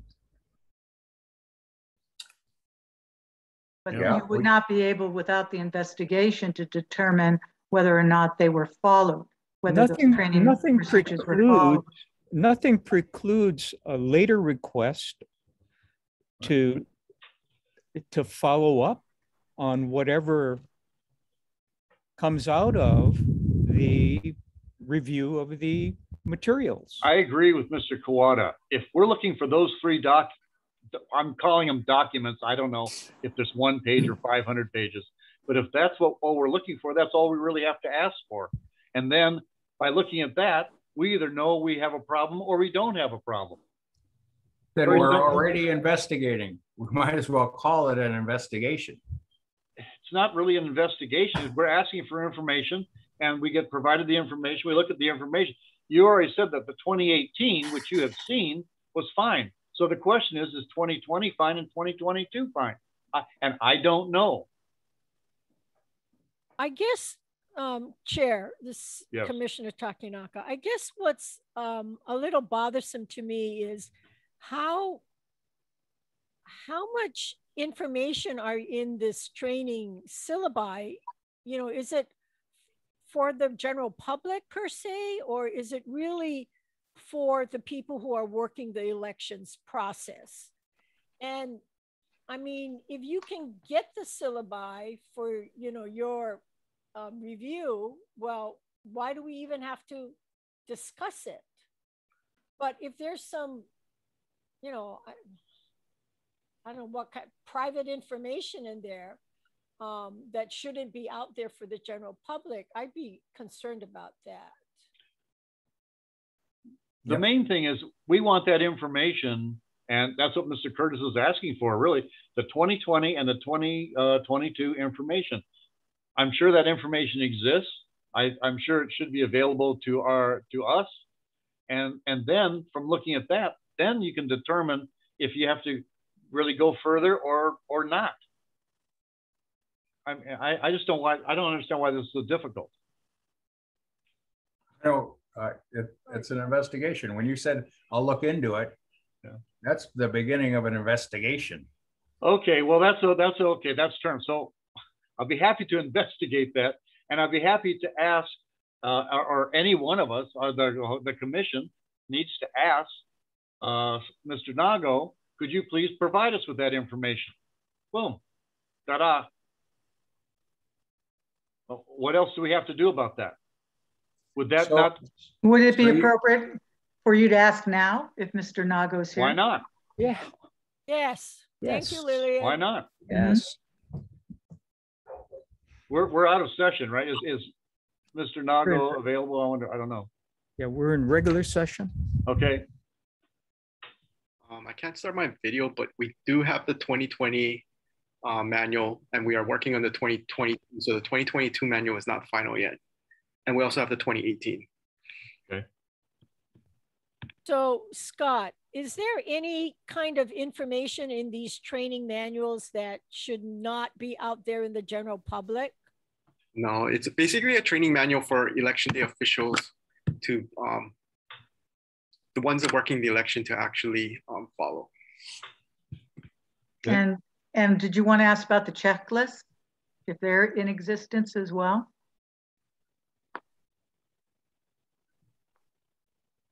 Scott, do you know what she's talking about? The things where the people picking up sign off or whatever. The forms? Yeah, the chain of custody forms. Chain of custody form, yeah. Yes, we have those. You have that. For 2020, not 2022, I'm sorry. Right. You have it for 2020. Correct. Okay. And can we see them? Yeah. Okay. Thank you. Mr. Curtis, are you there? Yeah. So, I mean, he's got it and says we can look at it. So what do you want to do? So it appears that we've already initiated the investigation. I suggest we make it formal and act on the motion. Well, yeah, your word is investigation. That's not mine, but that's okay. Whatever. Make your motion, please, sir. It's already on the table, boss. Well, then could you repeat your motion? Okay, let's see what we got here. I move to initiate. Could you keep it short? I move to initiate an investigation into the 2020 Hawaii election operations of each county's Office of Elections. Is there a second? Second. It's been moved and seconded. All in favor? Aye. Opposed? No. No. No. Roll call. Take a roll call. Chair Anderson. I would concede. I'm sorry, Chair Anderson. No. Commissioner Curtis. Yes. Commissioner Dean. Abstain. Commissioner Kiguchi. No. Commissioner Kohler. I'm in favor of the motion. Commissioner Kuwata. No. Commissioner Mata. No. Commissioner Seilstad. No. Commissioner Takinaka. No.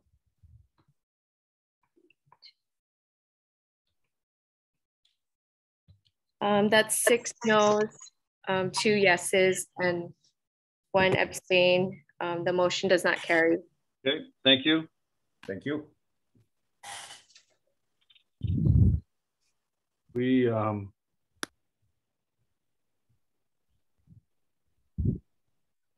what about the we have 2 items. Anyone want to? What 2 items? Pardon me? What 2 items? I thought 1 item left. Yeah. Back to item 4. Back to item 4. I'd like to discuss it. Okay, that's fine. In an effort to just show you where the specific things where I don't see that the issues raised by Lamb have been disposed of and answered satisfactorily by the 2 submissions in writing. The one is March 16, 2022, that was signed by CEO Nago and the 4 county clerks. And then this more recent one, March 30, actually March 29, sorry. And so I'll just go through each one of the items. One is the election integrity item relating to the list ID. I had wanted to raise this earlier. I thought we were going to talk about the minutes and approve the minutes, but I wanted to get a actual transcript, because it's difficult when I just watch the minutes, again, watch the video. And so I want to get down exactly and accurately, like we used to have in written minutes, what Commissioner Dean was saying and recommending to CEO Nago at our previous meeting, because it bears upon the issue of whether the list ID issue has been resolved. Commissioner Dean, I took notes feverishly on what he was saying, but I don't want to presume to have written it all down correctly. But basically, there was advice and recommendation made by Commissioner Dean that a certain kind of evaluation should be made of the UUID, that there's, and to ensure, I wrote in my notes, I wrote things like, let me just grab this quickly here. What I wrote down for this matter was, let's see where I have the Dean one. Here you go. What I scribbled down as quickly as I could was that Scott Nago needs to get someone with a master's in computer science and do a cybersecurity review of the systems and the security. And that having those list IDs with the name and the phone number and address, these are not unique identifiers. And there was something that I didn't follow about software 128-bit unique ID. If I could rephrase for complete clarity. Sure. Thank you. With complete clarity, the database that stores our voter registration information, okay, that root database needs to be encrypted. Okay, so when it sits on a hard disk, it needs to be encrypted. It also needs to be air gapped so that it's not connected to the internet. And that computer system needs to have a penetration test audit done periodically by a third party. And there's thousands of companies that do those to verify that we have good cybersecurity hygiene for our critical voter database system. And the UUID is kind of a red herring in a sense. It's really more of a code word for saying that we don't really have an encrypted database. So my concern is that we don't have an encrypted database. We haven't done penetration testing. We don't have an air gap system. And so that means that many people have the ability to go into our systems and make the data be what they want it to be. And so I think, I believe that our elections commission needs to give the commission a report and an evaluation of the cybersecurity hygiene of their system. And so, Mr. Dean, are you sure that we don't have that? I'm not sure. I don't know the answer, and I would like because to. I had a long talk when I down at the convention center with the guys from Texas. Yeah. We've got a very tight system, and they monitor it constantly. And I'm just and believe me, I know zip about computers. Yeah, I don't know the answer. So that's the answer to your question is I don't know. Okay. But we do know. But so we Chair do. Anderson, Chair Cynthia, please, because she has to go. Commissioner Dean, Yes. no offense, but I didn't understand most of what you said at the last meeting regarding all of that. I mean, I'm sorry, but I had no understanding of, a lot of the words you were using. Yes. But is it really in our purview as the commission to be delving at that level? I mean, isn't that... Well, yeah, so over time... I'm not qualified, Lillian. Over time, we are. Right. As technology changes, senior level management does need to keep abreast of technology. And yes, this is the level of granularity that I think boards are going to have to start getting up to speed on. And Mr. Dean, I just got confirmation that we already do this stuff. Wonderful. I don't have insight, but I'm glad that we're getting... And I don't either. And believe me, I don't even know what the hell I'm talking about. But but we already do this. We use a very large company out of Texas that does this whole thing, and they don't just do the state of Hawaii. They do, I think it's 5 or 8 statewide. I forget what it is. Which company? It's it's got enter in it and another word, but they're out of Houston. They're out of Texas, Austin or Houston, Texas. I didn't quite get the name. The name of the company again? Yeah, it's something enter something.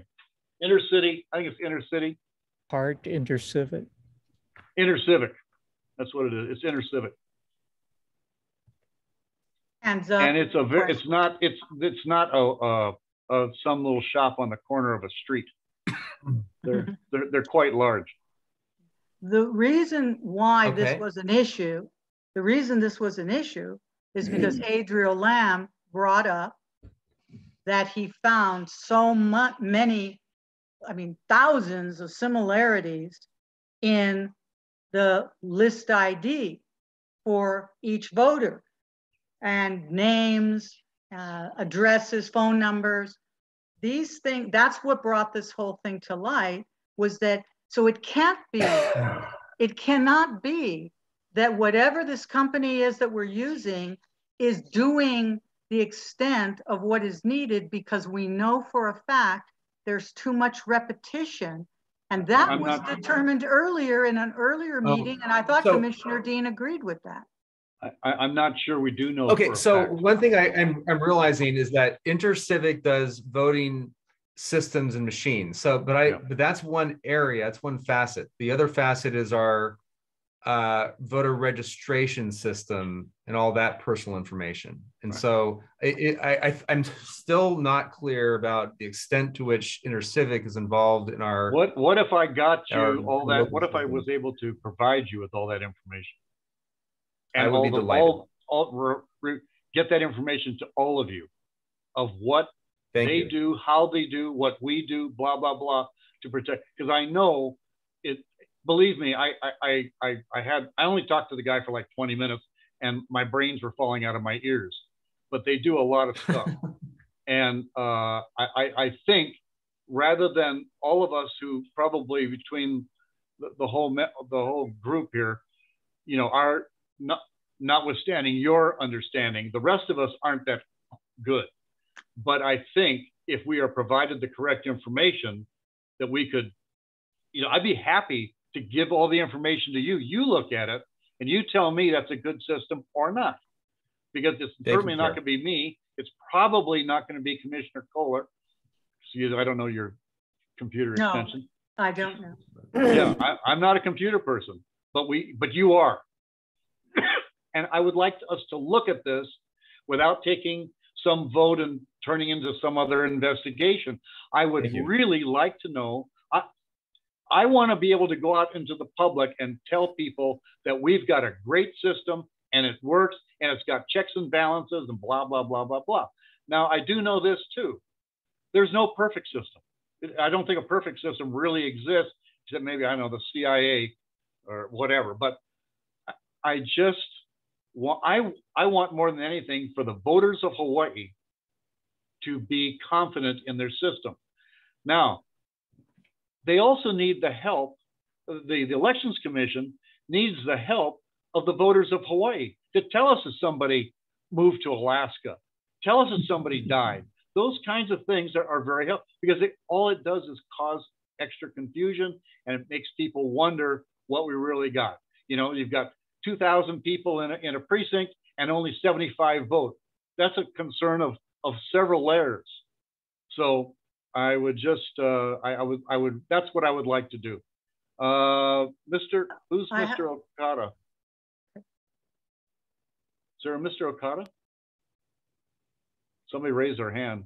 Anyway. To ask, what do you, but Commissioner if Kohler? you do, well, where does that leave the issue? The issue that we're talking about now is whether or not there should be investigation of the list ID anomaly that was like thousands that Lamb was able to provide copies of, that you didn't distribute to the commission for fear that it was disseminating information, that it was attachment D, but it was 18 pages long. Yeah, and they were so how do we know how accurate that is? No, but that's why I want to know what our system does and should be doing and can do.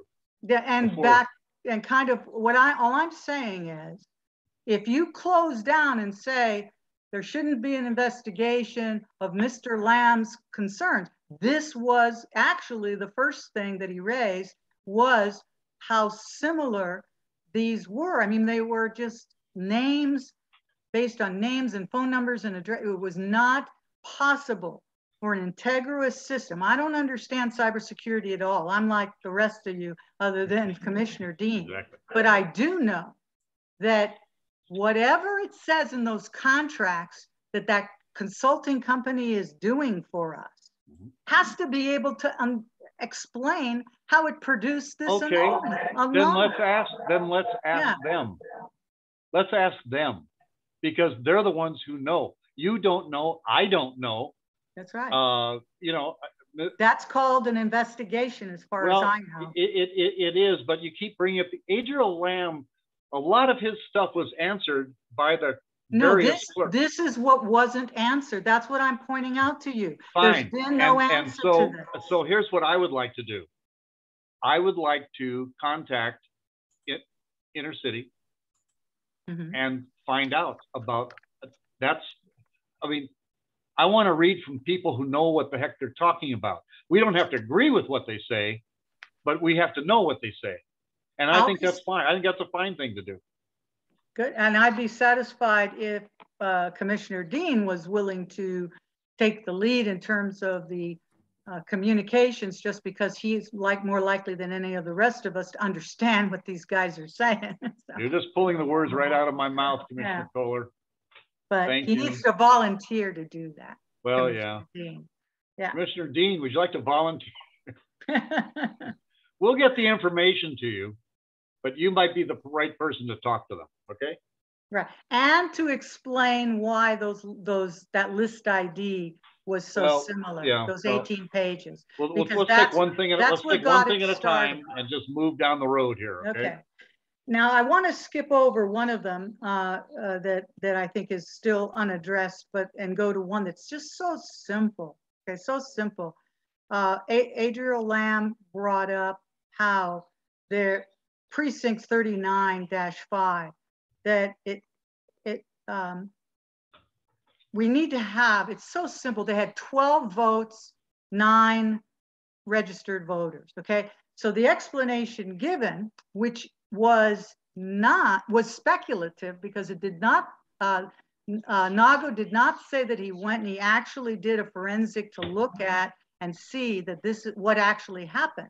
If he did that, then it would be fine. But he basically speculates that what could have happened is that additional voters came in to vote in person, to both register and vote in person at the same time, and that would explain why in this little tiny precinct you had only 9 registered voters and 12 counted ballots. Okay, a very simple situation with a simple answer, perhaps, but our CEO did not actually verify that for us. He simply said this is something that could explain it. Could is not explaining it. Okay, so it's still out there as an open issue. The other one has to do, of course, with the precinct audit. And I think the latest, the manual audit certification. And that was what's required by law. And this is, let me just get the citation just for the record. It's Hawaii Revised Statute. Let me see, it's here. But it was done. No. It wasn't done in the manner that conforms, and it was agreed to. That's because they've gone from precincts to districts. No, not exactly. The March 30 letter from CEO Nago to us went into great detail about what occurred and how it came to be that he realized that he could not do what was required by the law, by Hawaii Revised Statutes. I just want to get that section so it's on the record. But the section of the law that says that, let me find this. Lillian, can I interrupt you for a second here? I'm sorry that I don't, there's just so much material that it's hard. Lillian, can you let Cynthia interrupt you for a second before she has to go? Absolutely. So Chair, is it okay, because Mr. Lamb really didn't have even his 3 minutes today, I think. I'm having a really hard time hearing you, Cynthia. Oh, can you hear me now? Yeah, it's a little better. Yeah. Okay, maybe I have my volume down. Hang on a second. We've got so much material from him, and I'm sorry, but I don't even understand some of the stuff that got sent to us in those Excel files and all that data and all that stuff. Can we maybe give him time at another meeting to better explain what it is we're looking at? And can we, in the meantime, get, I don't know if it's the state or the county to, resolve some of the questions that he has? Although I realize, you know, they did the letter to him, all the county clerks and stuff. Yeah, the county clerks and whatever. I don't, you know, what, so how much, you know, maybe if you could point out some specific things. I found the statute. I think okay, the I found county the statute. Yeah, did a pretty good job on most of it. Frankly, I can't say that I even understand all of it. Mm-hmm. So that's why I'm trying to go one by one. I'm trying to make it simple about what's still outstanding, what really is throwing me for a loop. We've got an election coming up here in a matter of weeks, and we're worrying about something. And believe me, I worry about all elections to some degree, but I want to make sure this one comes off perfect, or as perfect as we can make it. And if there's something some glaring thing that we can jump on quickly, that's one thing. To take on all these other things, which I think some of them were completely answered. I mean, again, people complaining about no middle initial, people complaining about only one name. I mean, that's not even worth talking about. There's other things that are worth talking about. And I just don't want to waste a lot of people's time. I'm trying to get to those. So Hawaii Revised Statute 16-42 b3. It's about the manual audit certification. This is that precinct thing that the 10% of the precincts, right? Which now they've switched full to audit, correct? And so what that says is it's a state law, and in his letter, CO Nago's letter, March 29, he knows about it. He knows it was required. He says he knew that it was required. Okay, and yet he had considerations because there were just so many votes coming in. It was a huge dramatic increase in the volume of voting, and that presented problems. So he talks about the options that he considered. And so, but bottom line, the decision, especially the most egregious, was City and County Honolulu, where right now, those precincts, those precincts data, it's there, it's in existence. It's in these containers. There's no inventory of what's in each container, but they exist. And you could still do this properly as the law required it, which was the chief election officer, I'm quoting that statute, the chief election officer conducts a post-election pre-certification audit of a random sample of not less than 10% of the precincts. Yes, and that was done. That was done. But it wasn't. It was done by district. No, it wasn't. There's no precinct, 100% of which was actually audited in conformance, let alone 10%. Okay. And he described it, and he described why he had to do something else under the circumstances.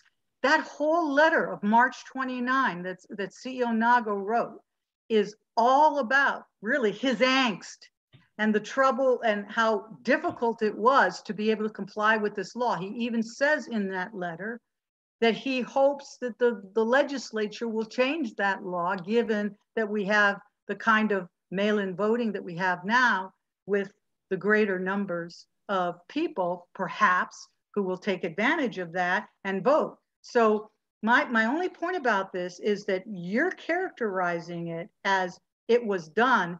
Nago, in his own words, and I'll read it to you. I mean, the letter is on its face. I mean, he keeps explaining, for instance, that again, City and County of Honolulu was the most egregious. Kauai was able to segregate into precincts.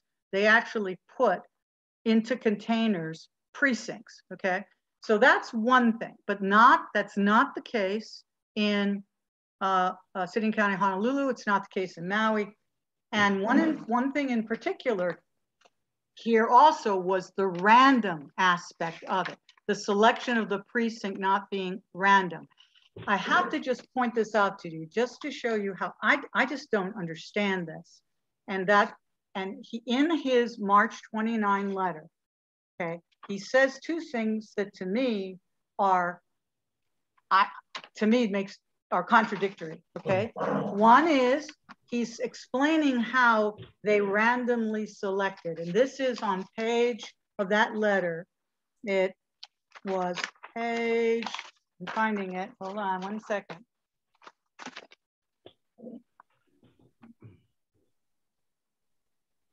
Okay, not that one, it must be this one.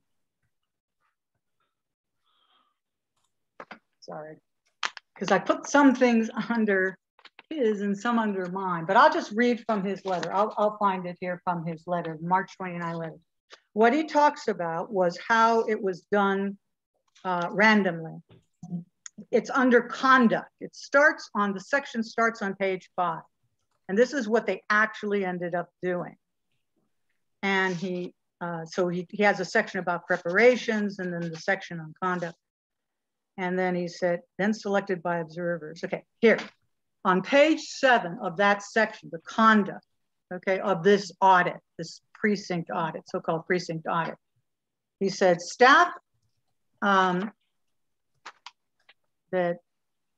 to begin, quote, to begin, okay, the district/precincts were randomly selected by lot.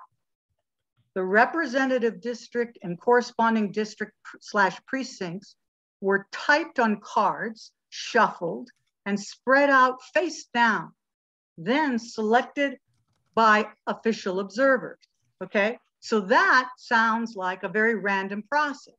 They wrote the precincts down on cards, they put them face down on a table, mixed them up, and then official observers randomly selected which precincts would be audited. He says, we proceeded to identify the voted ballot containers using the representative district or district/precinct recorded on the box. And then he puts this sentence in at the end of the paragraph. The counting center section head consulted with official observers to select the contest to audit. Okay. Now, Okay. how is that consistent with a random selection? It's just, this is Mr. Nago's own words in his letter to you, March 29. He says the counting center section head consulted with official observers to select the contest to audit. So they either made a selection that way or they did it through the cards being placed upside down on the table. Do we have a motion on the floor? No, we don't, but we don't. Anyone who wants to cut me off, you're welcome to. I'm just trying to make the point that I could go through every single point that is in the March 16th letter and the March 29th letter and show you that the responses given were some actually were kind of resolved it sort of, but still were speculative. Commissioner, and others were not responded to at all. Okay. Commissioner, do you have a, do you want to make a motion? Do you have a motion? I don't have a motion. Okay. No. You have on the agenda, we're discussing the merits of going forward with an investigation on Adriel Lamb's concerns. That's a very broad thing to say. Yes, it is. If you narrow it down to think and eliminate the things that you think have been responded to, maybe I would concur in that and second a motion like that. But right now you are just literally flushing away all of it based on an uninformed, you believe that the county clerks and CEO Nago have responded fully. And I'm telling you that if you just look at what they wrote in their own words, they have not answered. In fact, they admit in their own words, they violated that section of the law that I just gave you regarding. Mr. Chairman, yes. Point of order. General, you know, this is sounding a lot like testimony from a commissioner, and usually discussion. If it's going to be characterized as discussion, generally discussion takes place after a motion and a duly made second. That's why I'm waiting for a motion. Okay. I move for the items in number 4. Well, I move that a consideration of investigation regarding written complaints submitted by Adriel Lamb pursuant to HAR 3-170-6 through 9, and action is necessary. B, continued for further consideration by this body. Okay, there's a motion. Is there a second? Second. It's been moved and seconded. All right, take a vote. Well, do we want to discuss it more? I have a lot more that I've gone through. Again, I'm not trying. Can you clarify? Sorry, can you clarify what you mean by continued? That we not, the way it is, that's a good question. The way it seems to be written here in the agenda, it sounds as if we're deciding up or down, thumbs up or down. We're either going to consider investigating any or all of his complaints. It's very vague. It's very broad. I would like to see if it seemed to me like it was trying to just wish it all away. Say, okay, it's all been answered. We're done. We're done with his concerns. We don't have to ever go back to any of his concerns. That's what concerns me about the way it's written on the agenda. And I'm just saying that if that's what it is, then I say we should continue to consider many of the issues he raised that have not been responded to fully. So if you want to make a motion, that's fine. I would like to respond to your comments just then. I have apparently a little bit more faith in our county clerks and our head of our state organization. You don't need to insult me and say that I'm some kind of a conspiracy nut. I'm not trying to insult you. I'm not trying to insult you. That I am being, you're implying that you have faith in these people and I don't. That's what you're saying. You just said that. You said, apparently you don't have the faith that I have. And that's insulting to me. I care about the integrity of our election system. If you take it that way, I apologize. I apologize to you, Commissioner. That's not how I feel about you at all. I'm just saying. Respectfully, I call for the question. Thank you.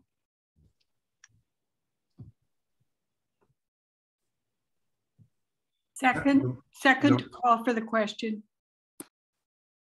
Okay, it's been moved and seconded. I think discussion needs to continue.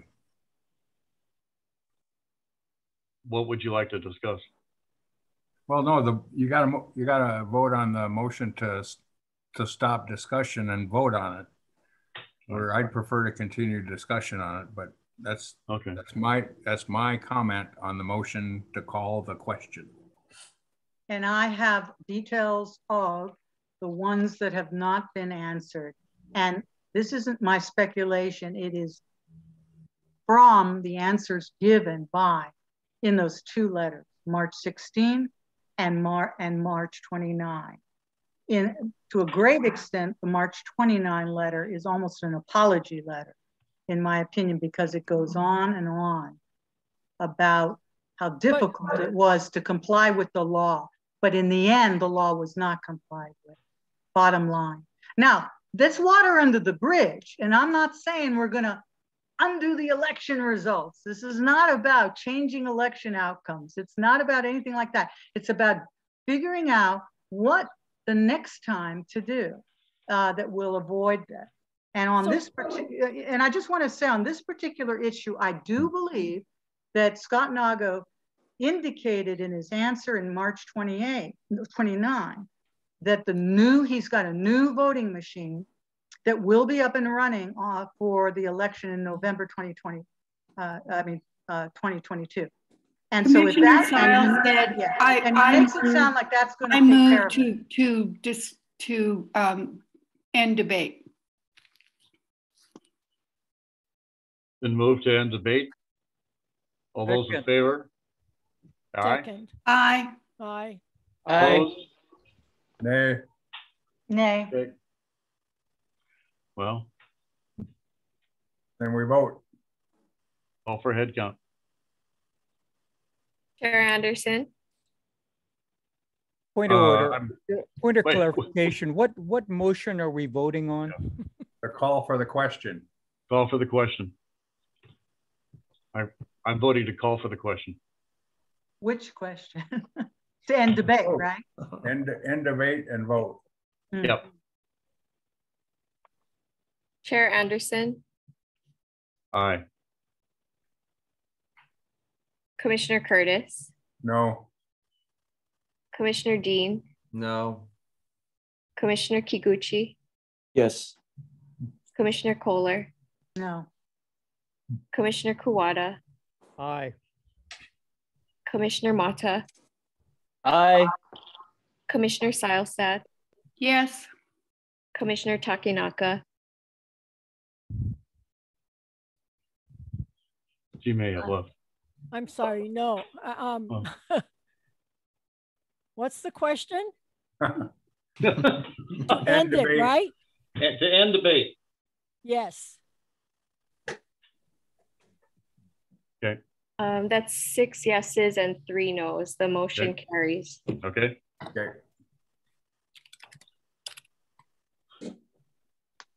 Chair Anderson, Yes. I am still willing to hear out Mr. Lamb to Yes. get a better understanding of all this new stuff that he sent us. What was it, yesterday? Yeah. When that might really be appropriate. At first, I'd like to ask Mr. Dean if we could have a conversation we just voted to end debate and vote on the motion. We should be voting on the motion. Sorry. There's a motion before us. Fine. Sorry.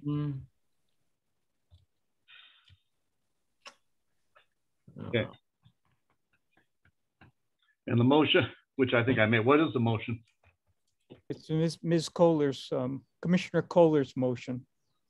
Seconded by Commissioner Dean. Right, to continue consideration of Adriel Lamb's Okay, all right. concerns that were raised in his written testimony that he submitted to us. Can you restate the motion, Lillian?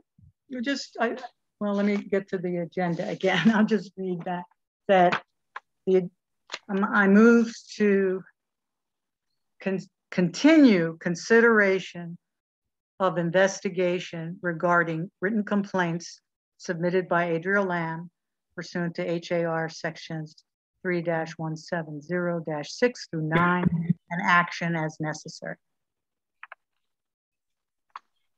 Roll call. Chair Anderson, No. Commissioner Curtis, Yes. Commissioner Dean, Yes. Commissioner Kiguchi, No. Commissioner Kohler, Yes. Commissioner Kuwata, No. Commissioner Mata, No. Commissioner Seilstad, No. Commissioner Takinaka. No. That's 6 noes and 3 yeses. The motion does not carry. Thank you. And that concludes the agenda. All right. Mr. Chairman, move to adjourn the meeting. Second. There's a second. Move to the second. All in favor, say aye. Aye. Well, wait a minute. I had a question. You still have the item on the agenda. I have mine, so that's going to be continued on to the next agenda? It was voted down. No, my motion was voted down, which was to continue it, but there was no affirmative motion to shut it down. Oh, okay. I'm just trying to be procedurally correct. But if you want to just adjourn the meeting, that's fine, because we kind of know what the result's going to be. The next motion. So what I'm confused. What is the motion? Adjourn. To adjourn. So move to adjourn. I believe everyone said aye, and most people have left.